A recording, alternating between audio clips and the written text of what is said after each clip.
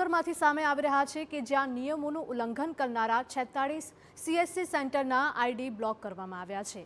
Police verification વિના ચાલતા કેન્દ્રો સામે તંત્રએ કાર્યવાહી કરી છે। નિયમોનું પાલન ન કરતા સેન્ટરના લોગિન આઈડી તાત્કાલિક અસરથી બંધ કરાયા। જામનગર જિલ્લામાં હાલ 1300થી વધુ સીએચસી સેન્ટર ચાલી રહ્યા છે, ત્યારે નાગરિકોને વિવિધ સરકારી અર્ધ સરકારી સેવાઓ પૂરી પાડે છે। ફરિયાદો બાદ તપાસ કરતા નિયમ ભંગનો ખુલાસો થયો છે, ત્યારે આગામી દિવસોમાં પણ આ કાર્યવાહી ચાલુ રહેશે।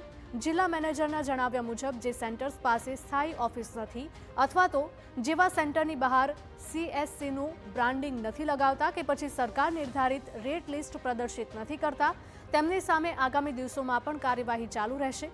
તંત્ર દ્વારા સ્પષ્ટતા કરાઈ છે કે ડિજિટલ સેવાઓના નામે નાગરિકો સાથે કોઈપણ પ્રકારની છેતરપિંડી કે અનિયમિતતા સાંખી નહીં લેવાય।